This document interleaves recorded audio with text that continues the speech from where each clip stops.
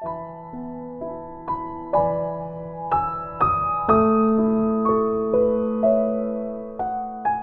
말씀 전하도록 하겠습니다.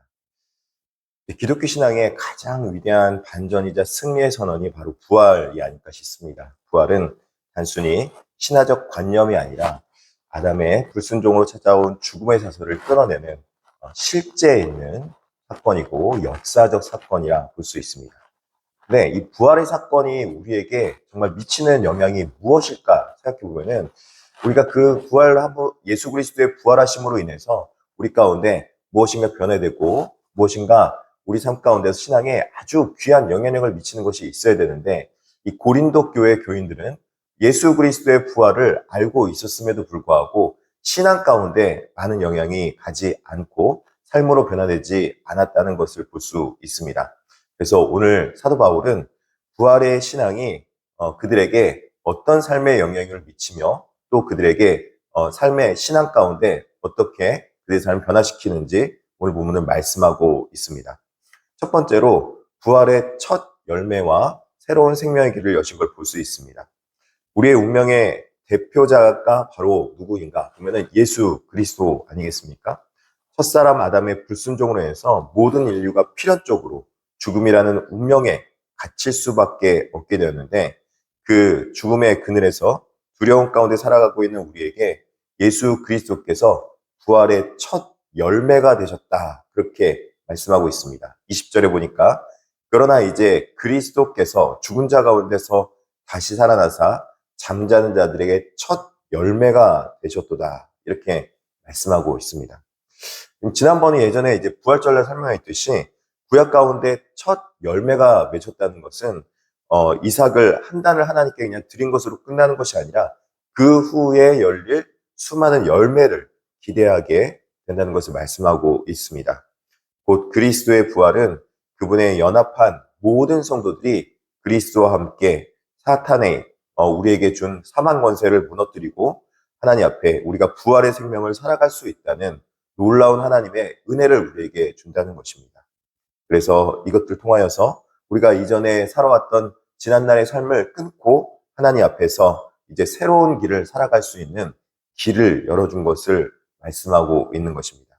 인생의 첫 열매가 되신 복된 소식은 절망 가운데, 좌절 가운데 있던 성도들에게 또 절망 가운데 있었던 사람들에게 부활하심으로 인해서 예수 그리스도의 부활로 인해서 우리는 이제 이전과 다른 새로운 삶을 살아갈 수 있구나 하는 큰 기대감과 또 그리고 신앙의 유익을 또 추구할 수 있게 되는 것입니다. 뿐만 아니라 예수 그리스도께서 부활의 주로 임했다는 것은 왕으로 등극하신 그리스도를 보여준다는 것입니다. 부활의 첫 열매가 돼서 부활의 질서대로 부활이 이루어질 것을 이후에 설명하고 있는데 여기서 질서라고 하는 이제 질서는 본래 군대의 대열대로 계급을 뜻하는 군사 용어라고 할 수 있습니다. 이 단은 부활이 하나님의 절대적 주권과 통치 아래서 한 치의 오차 없이 연달아서 이루어지는 마치 군사작전 같이 순차적으로 이루어진다는 것을 말씀하고 있는 것이죠. 첫 번째 열매가 되신 첫 순서, 바로 예수 그리스도께서 첫 열매가 되셨다면은 두 번째 순서는 오늘 본문에서 그리스도께서 강림하실 때 그리스도에 속한 자가 예수 그리스도와 함께 부활한다는 것을 말씀하고 있습니다. 마치 이 순서가 정해져 있는 것처럼 하나하나 순서대로 그것들이 진행될 것이라는 것을 말씀하고 있는 것이죠.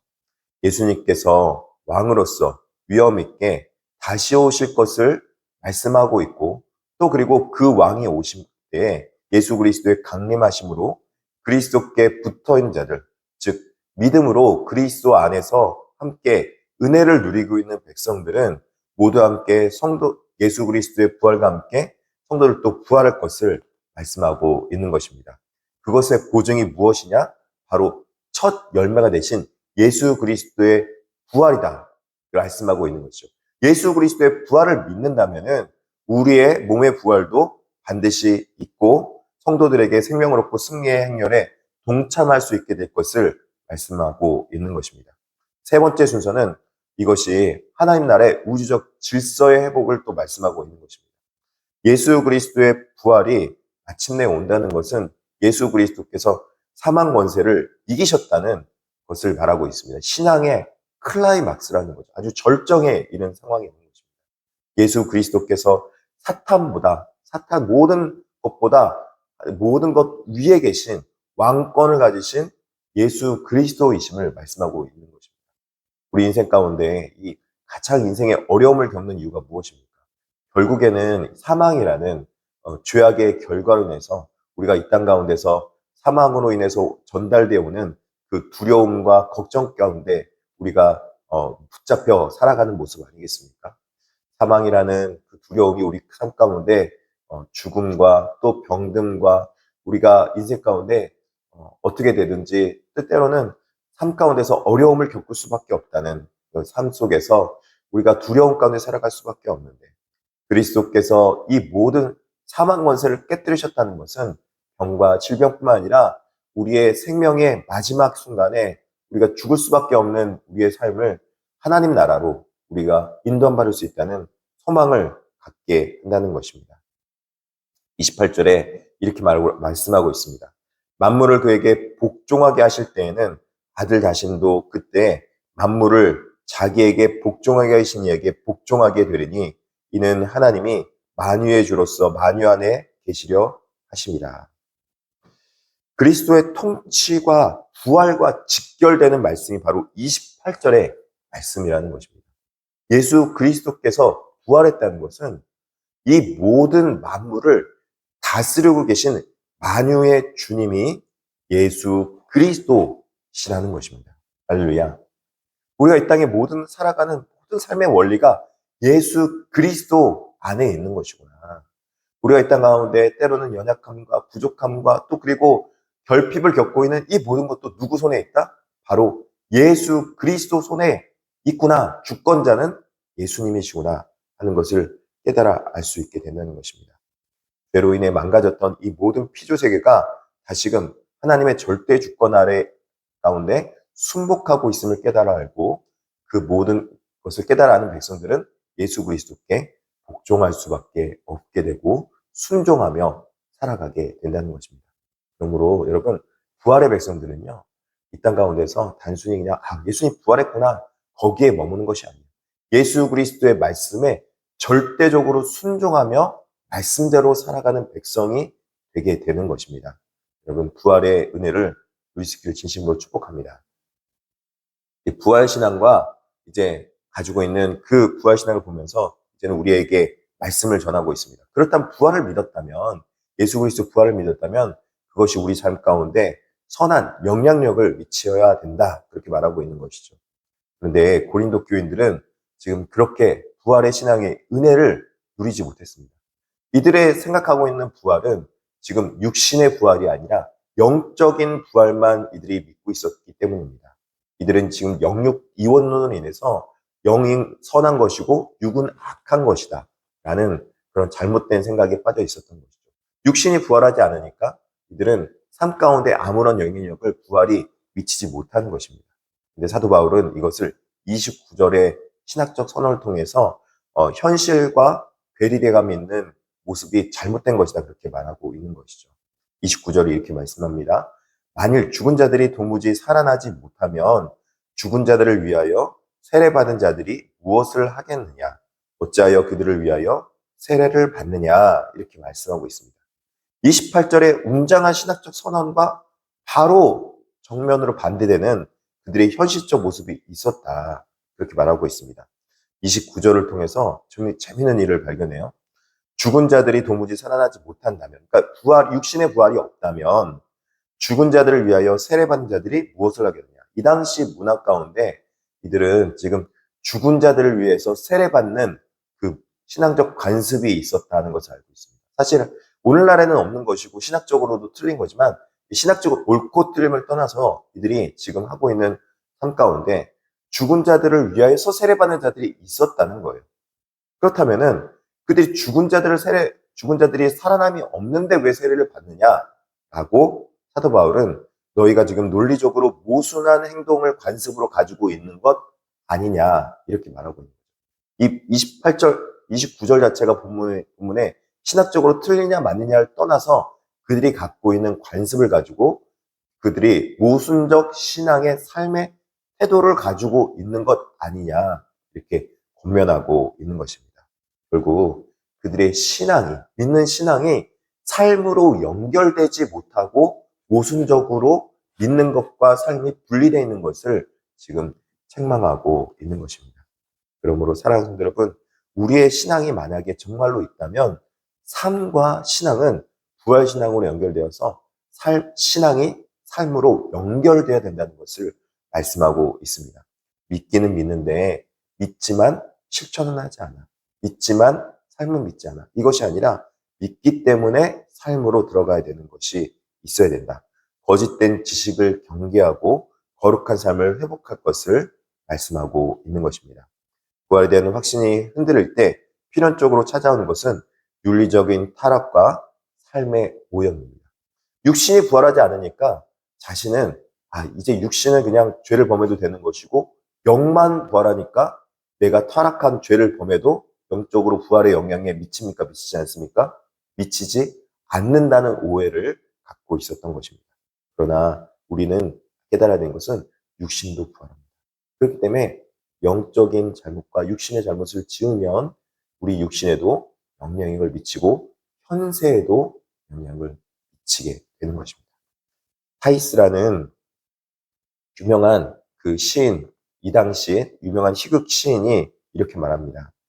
속지 말라, 악한 동무들은 선한 행실을 더럽히나니 라는 말을 인용해서 33절의 말씀을 이 사도 바울이 그대로 인용해서 속지 말라, 악한 동무들은 선한 행실을 더럽히나니 라는 말을 하는 걸 볼 수 있습니다. 여기서 바울이 경고하는 악한 동무들은 교회 밖의 불신자들이 아니라 교회 안에서 죽은 자의 부활이 없다고 주장하며 회의주의를 빠뜨리는 교인들입니다. 이 말씀은 우리에게 뼈아픈 교훈을 줍니다. 부활신앙이 무너지면 거룩한 삶으로 살아가야 되겠구나 라는 동기가 통째로 사라지게 되고 내일 죽으리니 먹고 마시자는 쾌락주의에 빠지게 되는 방종의 결말을 맞이하게 됩니다.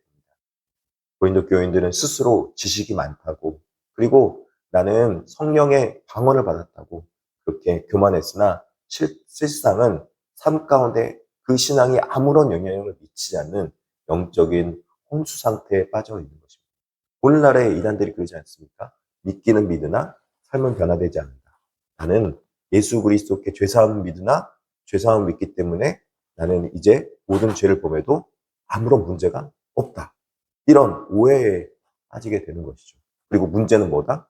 사탄이 나를 그렇게 했다. 그러니까는 나는 아무런 문제가 없는 것이다. 이렇게 오해를 하게 되는 것이죠. 그러나 죄를 범하면 방종하게 되면 우리 육신에 영향력이 가게 있습니다. 죄에서 멀어져서 예수 그리스도 안에서 부활의 신앙으로 죄사함과 새로운 신앙의 은혜를 누리고 살아가는 저와 여러분 되기를 진심으로 축복합니다. 거짓된 교류와 세상의 쾌락주의에 빠지지 말고 하나님 앞에서 영육 가운데 충만한 복음의 은혜를 누리며 살아가길 진심으로 축원합니다. 그래서 우리 삶 가운데 은혜의 신앙의 삶을 살면 육신의 좋은 성행을 미칠 수 있다는 부활신앙의 놀라운 은혜를 깨달아 알고 우리가 영적으로도 충만하며 영적인 충만한 내가 우리 육신에 정말 치유와 은혜를 줄 수 있는 충만한 신앙의 은혜가 저와 여러분의 있기를 진심으로 축복합니다. 기도하겠습니다. 만유의 주가 되시며 부활의 첫 열매가 되신 하나님 아버지 진심으로 감사합니다. 사망 권세를 이기시고 우리에게 영원한 생명길을 예수 그리스도께서 열어주심으로 우리도 이 세상 가운데 죽음의 사망 권세를 이기고 세상의 쾌락주의에 속지 않으며 장차 완성될 하나님의 우주적인 질서를 기대하며 온전한 믿음 생활을 할 수 있도록 하여 주심에 감사합니다.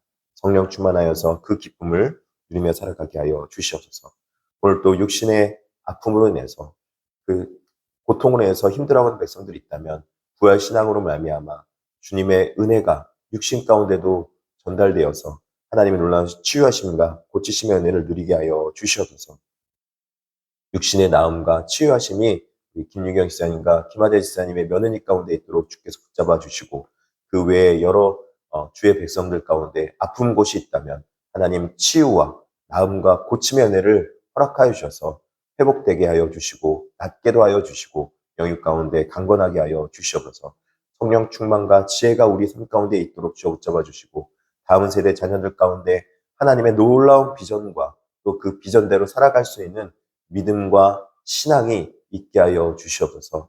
인생을 낭비하지 말고 하나님 앞에서 믿음 가운데 오늘 하루를 성실히 살아가는 굳건한 믿음의 사람 되게 하여 주시옵시고 금요일 기도회 때 나와서도 기도하면서 하나님 앞에 믿음과 신앙이 연결되어 있는 하나님이 기뻐하신 신앙의 삶을 살아갈 수 있도록 다음 세대 자녀들에게 복을 내려 주시옵소서. 재정적으로 어려운 백성들에게는 하나님의 축복하심, 복 주심으로 풍성한 은혜를 누리며 하나님 앞에 그 풍성한 은혜를 나누며 살아갈 수 있는 넉넉한 신앙의 삶이 되게 하여 주시옵소서. 감사하며 예수님의 이름으로 기도드립니다. 아멘.